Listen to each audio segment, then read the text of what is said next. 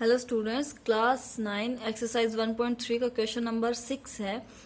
Look at the several examples of rational number in the form p upon q। p upon q की form में जो examples हैं जितने भी, उनको चेक करेंगे आप, जिनमें कंडीशन क्या है, q not equal to 0 where p and q are integers. जहां पे p और q क्या है, इंटीजर्स हैं, with no common factor other than 1। जहां उनका कोई भी कॉमन फैक्टर नहीं होना चाहिए सिवाय 1 के। हैविंग टर्मिनेटिंग डेसिमल रिप्रेजेंटेशन या एक्सपेंशन आप बोल सकते हो। तो लेकिन उनके क्या है, रैशनल नंबर तो हमारे पास दो टाइप के होते हैं डेसिमल एक्सपेंशन में। अगर हम बात करें तो टर्मिनेटिंग और नॉन टर्मिनेटिंग रिकरिंग। तो उनका डेसिमल एक्सपेंशन होना चाहिए terminating. Can you gas what property Q must satisfy. तो क्या आप ये बता सकते हैं, गैस कर सकते हैं कि क्यू की ऐसी कौन सी प्रॉपर्टी है जो सेटिस्फाई कर रही है। मतलब हमें चेक करना है कि कोई पैटर्न तो नहीं बन रहा है, कोई सिस्टम तो नहीं है हमारे, जब भी हमारे पास ये टर्मिनेटिंग आते हैं डेसिमल एक्सपेंशन, तो क्यू जो है वो कोई प्रॉपर्टी कंटेन तो नहीं कर रहा है कि इस टाइप के क्वेश्चंस को हम कह सकते हैं कि भाई ये टर्मिनेटिंग होगा। ऐसा कुछ रूल्स, कुछ सिस्टम तो नहीं निकल के आ रहा है, कोई पैटर्न तो नहीं है। तो वही चीज हमें चेकआउट करनी है और उसके बारे में फिर हम इंफॉर्मेशन लेंगे। ठीक है, तो हम स्टार्टिंग करेंगे कि कंसिडर कर लेते हैं कोई rational number. Consider several rational number in the form p upon q की फॉर्म में कंसिडर करेंगे, जिनमें q नॉट इक्वल टू 0 होगा। p और q क्या है, इंटीजर्स हैं, और p और q का कोई भी कॉमन फैक्टर अदर देन 1 नहीं है, और वो टर्मिनेटिंग डेसिमल एक्सपेंशंस हैं उनके। तो हमने लेट किए 1/2, 1/8, 7/16, 37/25, 329/400। कैसे किए, हमें मतलब ये देखना है, कहीं से भी ले सकते हैं, ये सबके इक्वल नहीं होंगे, कोई बच्चा कोई भी ले सकता है अलग से डिफरेंट, इनसे डिफरेंट भी आपके एग्जाम्पल हो सकते हैं। इन एग्जाम्पल को लेने का मोटिव क्या है कि हम इनको डेसिमल एक्सपेंशन, डेसिमल फॉर्म में चेंज करें और फिर देखें कि हर बार जो हमारा डिनोमिनेटर है वो किस पैटर्न में आ रहा है। पहले हम इनको डेसिमल एक्सपेंशन में चेंज करेंगे और फिर देखेंगे कि इनका जो डिनोमिनेटर है उसमें क्या सिमिलरिटी है, कौन सा पैटर्न बन रहा है, क्या प्रॉपर्टी यूज कर सकते हैं हम, क्या प्रॉपर्टी फॉलो कर रहा है वो, ये चीज हमें चेक करनी है। सो इसलिए हमने ये टर्मिनेटिंग ले ली मैंने। आप इनसे डिफरेंट भी कोई भी ले सकते हैं, लेकिन ध्यान रखना कि वो टर्मिनेटिंग ही होने चाहिए, नॉन टर्मिनेटिंग रिकरिंग नहीं होने चाहिए। ठीक है, तो स्टार्टिंग करते हैं 1/2। तो ये 1/2 को आप डिवाइड करके भी कर सकते हैं, और मैंने डायरेक्टली कैसे किया कि 5 से मल्टीप्लाई कर दिया इसको। आप इस पैटर्न की बजाय क्या कर सकते हैं, 1 को 2 से डिवाइड। तो आप जब डिवाइड करेंगे, सो 2 से डिवाइड नहीं हो रहा तो 0, फिर 2 5 10, तो 0.5 आएगा आपका। तो यहां से भी वही आंसर आ रहा है। ठीक है, यहाँ पे 5/10 पहले आ रहा है, 0.5 जो है इसको देख के हमने इसका डेसिमल एक्सपेंशन लिख दिया। अगर आप डिवाइड करोगे तो डिवाइड में पहले आपका ये आंसर आएगा 0.5, और वहां से आपको पता चल जाएगा कि जो ये इसका फ्रैक्शन है वो क्या है, 5/10 है। ये बात आपको पता चल जाएगी। ठीक है, तो ऐसे ही मैंने किया 1/8 को। तो 1/8 को करेंगे वो क्या आएगा, 125 से मल्टीप्लाई ऊपर और नीचे, यानी न्यूमरेटर और डिनोमिनेटर को 125 से मल्टीप्लाई किया है हमने। क्यों किया है, क्योंकि मुझे डिनोमिनेटर में 1000 चाहिए था, या मतलब नंबर ऑफ जीरोस का जो स्मॉलेस्ट नंबर होते हैं वो हमें चाहिए थे। तो उसको मल्टीप्लाई किया 125 से। अब 125 से मल्टीप्लाई किया है। अगर आपके लिए ये कंफ्यूजिंग हो जाता है कि मैम हमें कैसे पता चलेगा कि किससे मल्टीप्लाई करना है, तो आप ऐसे मल्टीप्लाई नहीं करेंगे। ये आंसर आपको फिर कैलकुलेट करना है ही नहीं, ये वाला। ठीक है, इसको कैलकुलेट नहीं करना है। आप डायरेक्टली अपना जो भी नंबर आपने लिया है उसको क्या कर देंगे, डिवाइड कर देंगे। कंप्लीट डिवीजन जो मेथड होता है उसी से आप डिवाइड करेंगे, तो भी आपके पास क्या आएगा, ये वाला आंसर आएगा 0.125, ये आ जाएगा। तो जब आपके पास ये आंसर आ जाएगा, आपका क्वोशंट जो है वो निकल के आ जाएगा, तो आप उसको दोबारा से फ्रैक्शन फॉर्म में लिख सकते हैं। क्या है, 125 डेसिमल रिमूव करोगे तो क्या आएगा, 125/1000। तो जिसको हम पहले कैलकुलेट कर रहे थे वो आपका बाद में आ जाएगा।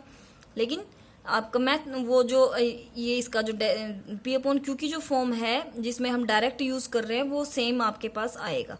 सो 7/16 में भी सेम थिंग है कि अगर ये नहीं पता चलता है कि किससे करना है तो क्या करेंगे, उसको डायरेक्टली डिवाइड कर देंगे और हमारे पास डायरेक्टली आंसर आएगा 0.4375 और इस स्टेप को हम मिस कर देंगे। ये जो स्टेप है इसको मिस कर देंगे और आप क्या करेंगे, इस स्टेप की बजाय क्या करेंगे, इसको कंप्लीट डिवाइड करेंगे। अगर ये आपको बात समझ में आ रही है कि भी कोई ऐसा नंबर हमें चाहिए जिससे हम मल्टीप्लाई करें और इस तरीके का नंबर ऑफ जीरोस में आपके पास ये आंसर आ जाए, तो आप इस तरीके से भी कर सकते हैं, लेकिन लाना हमें यहाँ पर ऐसे ही नंबर है। तो ये क्या आएगा, जब आप इस तरीके से इसको डिवाइड करेंगे तो क्या आएगा 0.4375 ये आया आपके पास। डेसिमल रिमूव करेंगे तो क्या आएगा 4375 अपॉन कितने डिजिट हैं 1 2 3 4, तो 4 जीरोस 1 2 3 4 यानी कि 10,000। इसी तरीके से हम अपने नेक्स्ट जो नंबर है 13/7/25 ये किया, 329/400 ये किया। ये तो आप पहले भी कर चुके हैं, इससे पहले जो क्वेश्चन है उसमें ये आप कर चुके हैं। मैंने इसके ऊपर आप वीडियो भी बनाई थी आपके लिए, उसमें कंप्लीट डिवाइड करके दिखाया था। सो ये हो गया। तो कुछ मेजर किया आपने, कुछ समझ में आया कि जितने भी हमारे पास डिनोमिनेटर है सब देखो आ रहे हैं ना आपके पास 10,000 100 10,000 इसी फॉर्म में आ रहे हैं सारे के। जितने भी टर्मिनेटिंग डेसिमल नंबर थे, टर्मिनेटिंग जो रैशनल नंबर लिए थे, उन सबके क्या आ रहे हैं आपके पास इसी तरीके से डिनोमिनेटर आ रहे हैं। तो इनको अगर हम चेंज करके लिखना चाहें तो किस तरीके से लिख सकते हैं, ये देखो जैसे 5 का आया था 5/10, तो 10 को क्या लिख लिया 2 × 5, यानी कि उनके प्राइम फैक्टर्स निकाल लिए हमने।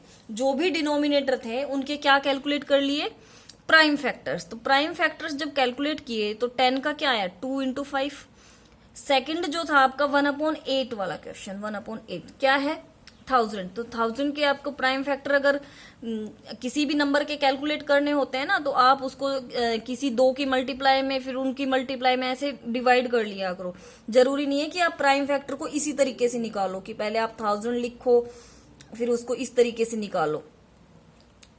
ये जरूरी नहीं है कि आप इसको ऐसे करते जाओ ऐसे करते जाओ, ये जरूरी नहीं है कि आप इसी तरीके से करें।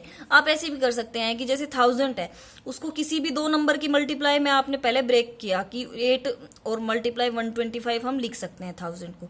फिर 8 को ब्रेक कर दो कि 8 को हम लिख सकते हैं 2 × 2 × 2। फिर 125 को आप लिख सकते हैं 5 × 5 × 5। इस तरीके से जितने भी प्राइम फैक्टर्स थे 1000 के वो सारे आ गए हमारे पास। ये सारे 1000 के क्या है प्राइम फैक्टर्स है।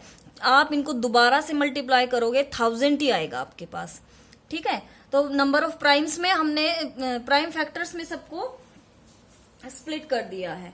तो क्या क्या देखा हमने, क्या निकल के आया हमारे पास कि इसको हम लिख सकते हैं 2⁻³ 3 टाइम्स यूज हुआ है, और इसको लिख सकते हैं 5⁻³ ये भी 3 टाइम्स यूज हुआ है।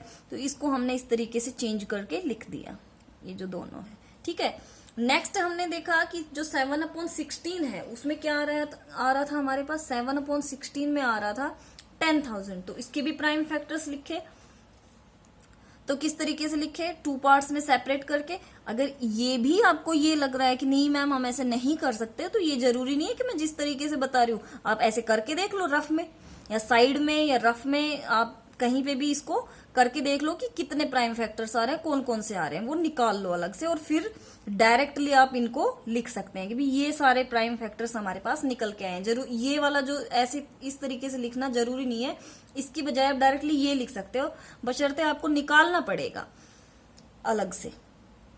तो आप निकाल लेंगे, ये आया 4 × 2 और 4 × 5, 4 टाइम्स ही 2 यूज हुआ है और 4 टाइम्स ही 5 यूज हुआ है, और ये प्राइम फैक्टर्स हैं किसके 10,000 के, ठीक है। तो आप इसको लिख सकते हो 2⁻4 और 5⁻4 है ना। नेक्स्ट आपने किया, नेक्स्ट भी सेम आपने प्राइम फैक्टर्स निकाले, तो वो आया 5 टाइम 2 बार 5 यूज हो रहा है, 2 बार 2 यूज हो रहा है, तो 5⁻2 2⁻2। नेक्स्ट वन आपने किया तो भी आपके पास जो प्राइम फैक्टर्स आए उसमें क्या था 2 raise to power 4, 5 raise to power 4। इसका मतलब हमने क्या ऑब्जर्व किया, स्टार्टिंग से देखो, यहां से देखो 2 5 2 5 2 5 2 5। इसका मतलब जो हमारे पास डेसिमल एक्सपेंशन है टर्मिनेटिंग, जितने भी टर्मिनेटिंग एक्सपेंशन है उसमें स्टार्टिंग में जो नंबर लिए थे उसमें यहाँ पे 2 का फैक्टर है, यहाँ पे भी 2 का फैक्टर है, यहाँ पे 2 का फैक्टर, यहाँ पे 5 का है ना। और यहाँ पे 5 और 2 दोनों के थे, 4 0 0 है ना, तो इसमें 2 भी इंक्लूड है फैक्टर और 5 भी इंक्लूड है, दोनों है। और इसमें ओनली 5 है और इसमें ओनली 2 है और इसमें भी ओनली 2 है, इसमें भी ओनली 2 है और इसमें दोनों है। लेकिन ये जितने भी एग्जाम्पल किए सबका आंसर एक ही तरीके से आ गया आपके पास, टर्मिनेटिंग। तो इसका मतलब अगर मेरा जो P अपॉन क्यू की फॉर्म में जो भी नंबर है उसका जो क्यू है यानी कि जो डिनोमिनेटर है वो या तो 2 रेज टू पावर समथिंग हो या 5 रेज टू पावर समथिंग हो या फिर दोनों हो। अगर इस तरीके से वो हो तो आपके पास जो डेसिमल एक्सपेंशन आएगा वो कैसा आएगा, टर्मिनेटिंग आएगा।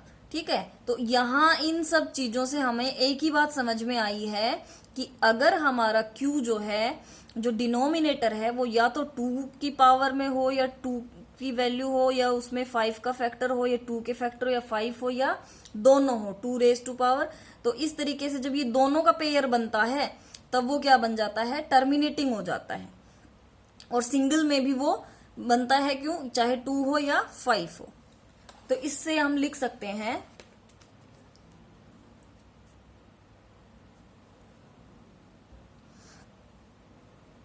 कि we see in each example denominators Q, denominator क्या है हमारे पास, Q है, हैज 2 और 5 और बोथ, या तो इसके डिनोमिनेटर में 2 है या 5 है या फिर दोनों है। एज प्राइम फैक्टर में या तो 2 है या 5 है या फिर दोनों है। So if rational number is terminating, तो हम ये कह सकते हैं कि अगर रैशनल नंबर टर्मिनेटिंग है देन Q विल बी, तो जो Q है वो या तो 2 रेज टू पावर n की फॉर्म में होगा या 5 रेज टू पावर n की फॉर्म में होगा या फिर 2 रेज टू पावर n मल्टीप्लाई 5 रेज टू पावर n की फॉर्म में होगा। यहाँ पे n क्या है, n आपके पास है क्या, बिलोंग्स टू होल नंबर कह सकते हैं, क्योंकि 0 भी हो सकता है ना, नेचुरल नंबर तो 1 से स्टार्ट होते हैं, तो फिर तो ये 1 ही होना चाहिए, 1 1 और 1। एक मिनट, हाँ, होल नंबर से ही आप इसको रिलेट कर सकते हैं या पॉजिटिव इंटीजर्स बोल दो आप इसको। ठीक है, कि ये जो है पॉजिटिव इंटीजर्स हो सकता है, एन की जो वैल्यू है वो क्या होगी, पॉजिटिव इंटीजर्स होगी। तो उस कंडीशन में हमारे पास ये रिजल्ट निकल के आता है कि Q जो है वो या तो इस फॉर्म में होगा या इस फॉर्म में होगा या इन दोनों को इकट्ठे जो मल्टीप्लाई करके लिखते हैं उस फॉर्म में होगा। तब हमारे पास जो रैशनल नंबर है वो क्या होगा, टर्मिनेटिंग होगा।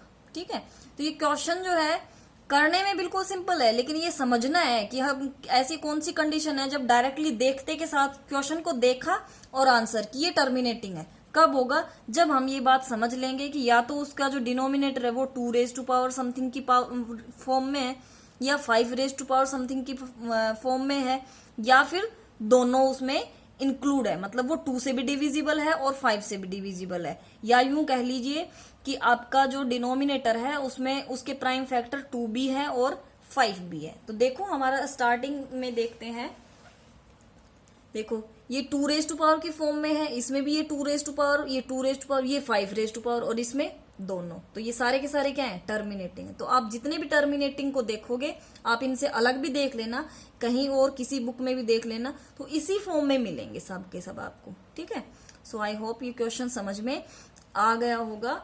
और नोटबुक में कैसे करना है, इतने ज्यादा एग्जाम्पल अगर आप ये सोचे कि नोटबुक में काफी लेंदी हो जाएगा, तो आप कोई एक एग्जाम्पल ये ले लीजिए और एक ये ले लो और एक ये, 3 एग्जाम्पल ले लो और इनको डिवाइड करके या तो इस तरीके से शो कर दीजिए या फिर डिवाइड करके कर दीजिए।